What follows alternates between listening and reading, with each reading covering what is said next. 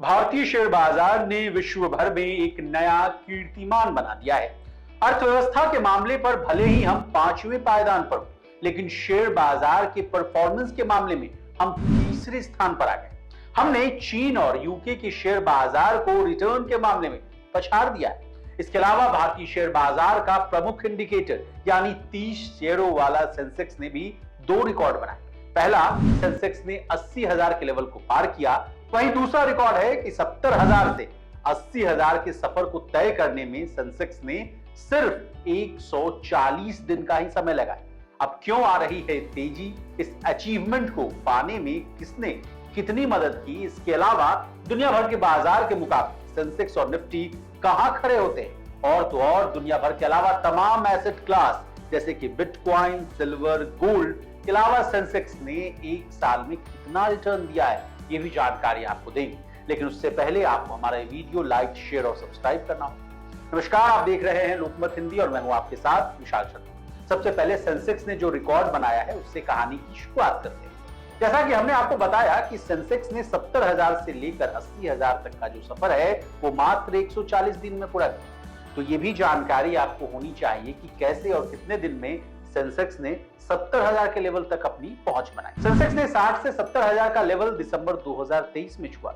इस लेवल तक पहुंचने में इसको 548 दिन का समय लगा। वहीं सेंसेक्स ने 50 से 60,000 का लेवल छूने में 166 दिन, तो 40 से 50,000 का लेवल टच करने में 415 दिन, वहीं 30 से 40,000 होने में 1042 दिन, तो 20 से 30,000 होने में 1792 दिन का समय लगाया था। बता दें, 10 से 20,000 के लेवल पर पहुंचने में सेंसेक्स ने 432 दिन लगाए थे। ये तो बात हुई सेंसेक्स की जर्नी।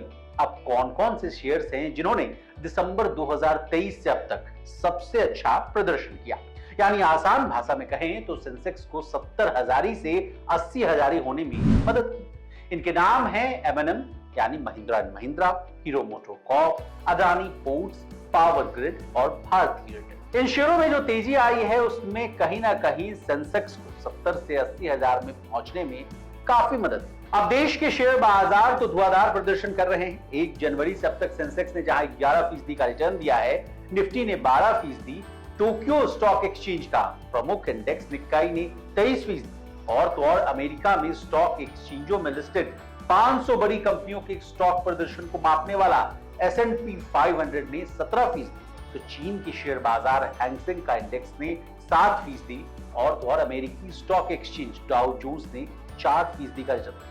इन आंकड़ों को देखें तो आप पाएंगे कि भारत की शेयर बाजार रिटर्न के मामले में तीसरे पायदान पर।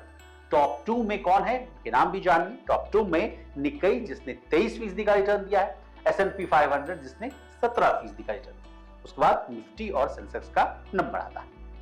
अब वक्त है दूसरे एसेट क्लास से कंपैरिजन करने का। यहां हम 5 एसेट क्लास का कंपैरिजन करेंगे। पहला बिटकॉइन, दूसरा सिल्वर, तीसरा गोल्ड, चौथा ब्रेंट क्रूड यानी जिसको कि आप कच्चा तेल के नाम से जानते हैं। इन सभी का कंपैरिजन करते वक्त हमने पाया कि इस लिस्ट को टॉप किया है बिटकॉइन, जिसने दिसंबर 2023 से लेकर अब तक निवेशकों को 51% का रिटर्न दिया।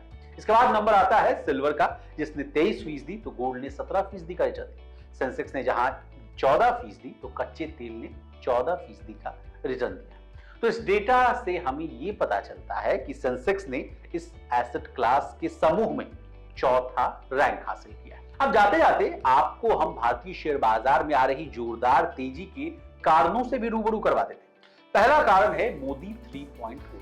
भले ही बीजेपी को पूर्ण बहुमत ना मिला हो, लेकिन गठबंधन की सरकार के मुखिया नरेंद्र मोदी, लोगों का मानना है कि मोदी की वापसी से देश की पॉलिसी कंटिन्यूटी में रहे, और तो और इंफ्रास्ट्रक्चर और डेवलपमेंट के काम चलते रहे, यानी किसी भी तरह की पॉलिसी पैरालिसिस की बात सामने नहीं है। दूसरा कारण है बजट। इसी महीने के आखिरी सप्ताह में देश का पूर्ण बजट पेश होने वाला है। मार्केट को इस बजट से काफी उम्मीद है। तीसरा कारण है अमेरिकी फेडरल रिजर्व। हाल के दिनों में फेड चेयरमैन जेरोम पावेल ने हाल के दिनों में सॉफ्ट कमेंट्स दिए, जिसकी वजह से ये उम्मीदें प्रबल हो गई कि कभी भी फेड रेट कट साइकिल शुरू कर सकता है। मई में अमेरिकी मानसिक जो है महंगाई की दर में कोई बदलाव देखने को नहीं मिला। पर्सनल कंजम्पशन एक्सपेंडिचर, जिसे फेड महंगाई के रुझान का आकलन करने के लिए बारीकी से ट्रैक करता है यानी फॉलो करता है, वो 6 महीने में पहली बार अनचेंज्ड रहा था। हालांकि पॉवेल ने रेट कट को लेकर कोई डेडलाइन नहीं दी, लेकिन बाजार एक्सपर्ट्स को उम्मीद है कि अमेरिकी केंद्रीय बैंक सितंबर में पहली कटौती कर सकता है। चौथा कारण है छोटे शहरों के लोगों का भारतीय शेयर बाजार में एंट्री। शेयर बाजार में निवेशकों की संख्या प्रतिदिन बढ़ रही है, आप हमेशा अखबारों और टीवी में सुनते आ रहे हो।